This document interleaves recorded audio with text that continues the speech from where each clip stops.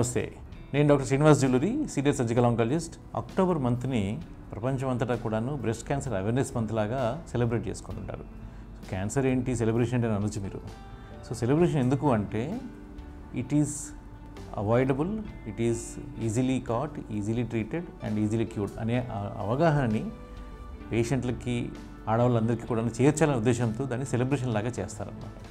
So అయితే అందరికీ తెలుసుకోవాల్సిన విషయం ఏంటి అంటే దీన్ని గుర్తుపట్టడం ఎలాగా అనేది చాలా ముఖ్యమైన విషయం. ఆ గుర్తుపట్టడానికి కొన్ని మార్గాలు ఉన్నాయి.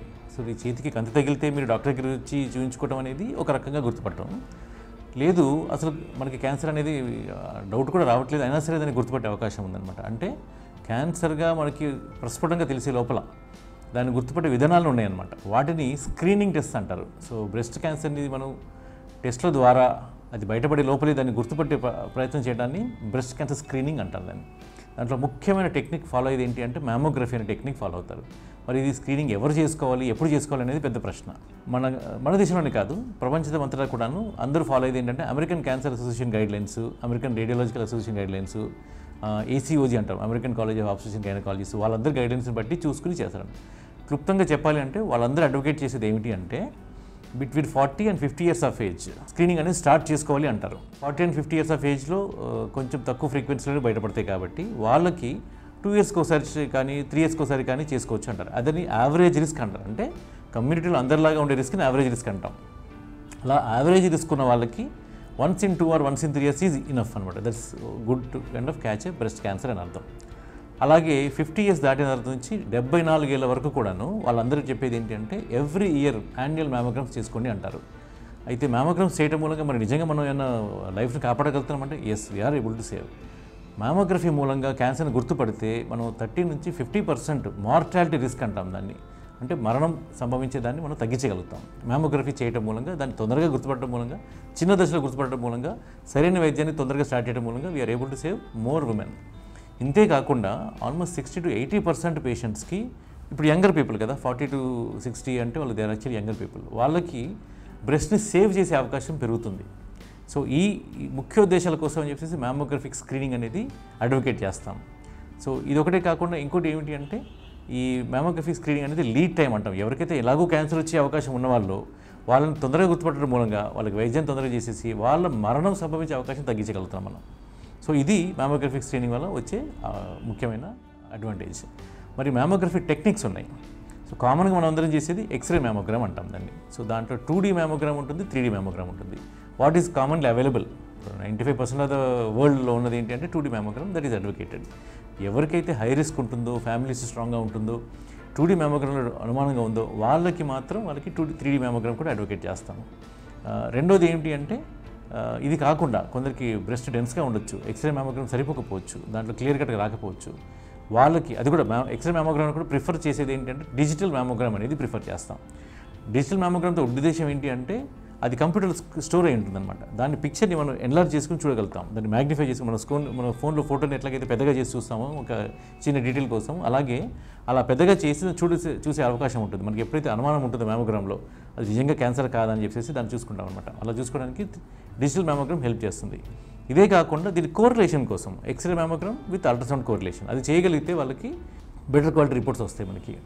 సో ఇది మ్యామోగ్రఫీ గురించి. మరి దీంట్లో నష్టాలు కూడా ఉంటాయి మనకి. నష్టాలు ఏంటంటే చాలామంది భయపడేది ఏంటంటే సార్ ఎక్స్రే అంటున్నారు, ఎక్స్రే మూలంగా రిస్క్ ఆఫ్ క్యాన్సర్ కూడా ఉంటుంది కదా అని అనుమానం అన్నమాట.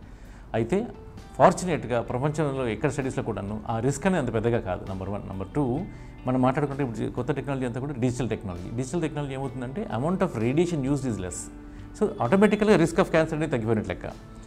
Amount of benefit that mammogram offers, మనకి ఎంతైతే బెనిఫిట్ వస్తుందో, ఎన్ని క్యాన్సర్ని గుర్తుపడుతుందో, దాని మూలంగా ఎన్ని లైఫ్స్ సేవ్ అవుతాయో దాంతో కంపేర్ చేసి చూసుకుంటే చాలా తక్కువ risk of cancer induction by mammography అనమాట. సో దాని గురించి భయపెట్టుకోవాల్సిన అవసరం అస్సలు లేదు మనకి. అది కాకుండా కొందరికి మనం అనుకున్నాము యంగ్ ఏజ్లో వాళ్ళకి డెస్ప్రెస్ కనుక ఉండి హై రిస్క్ కనుక ఉంటే వాళ్ళకి ఏం చేయొచ్చు అంటే వాళ్ళకి ఎంఆర్ మ్యామోగ్రామ్ అని ఇంకోటి ఉంటుంది technology. MR mammogram is more better in terms of catching cancers. కాకపోతే అన్ఫ్రీక్వెంట్ అవైలబుల్, అంత అన్ని చోట్ల ఉండదు, కాస్ట్లీగా ఉంటుంది అది. సో దాని టెక్నికల్ ఇష్యూస్ దానికి ఉంటాయి. ఎవరికైతే ఎక్స్రే మ్యామోగ్రామ్ చేయలేకపోతామో బికాజ్ ఆఫ్ సెన్సిటివిటీ కానీ, లేకపోతే ఎవరికైతే కొన్ని చేంజెస్ కనిపెట్టి మనకి అనుమానంగా ఉంది ఎక్స్రేలో క్లియర్గా చెప్పలేకపోతున్నామో వాళ్ళకి ఎంఆర్ మ్యామోగ్రామ్ తప్పకుండా చేస్తాం.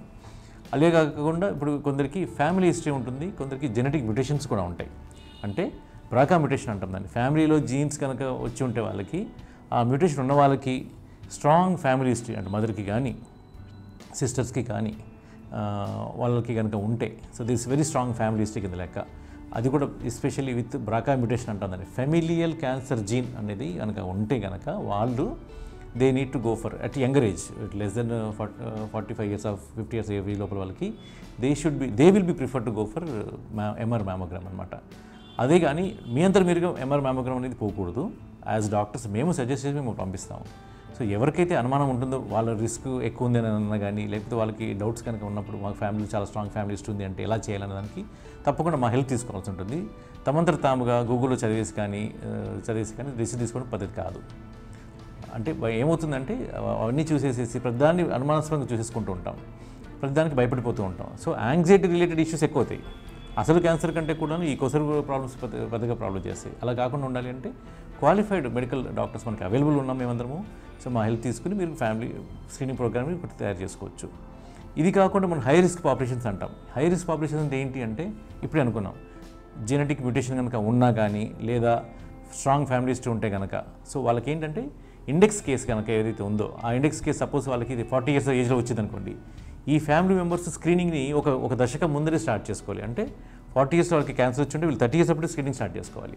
సో అలా ముందుగా స్టార్ట్ చేసుకోవడం మూలంగా again we will be able to catch it before it is known to happen అనమాట. ఏదైతే ముందుగా గుర్తుపట్టగలుగుతామో తక్కువ స్టేజ్లో ఉంటుంది, ఈజీలీ హ్యాండిలబుల్గా ఉంటుంది, మోర్ క్యూర్స్ ఉంటాయి అనమాట. అందుకోసం స్క్రీనింగ్ అనేది స్ట్రాంగ్గా ప్రపోజ్ చేసేది ఈ ప్రపంచం అంతా కూడాను. Thank you.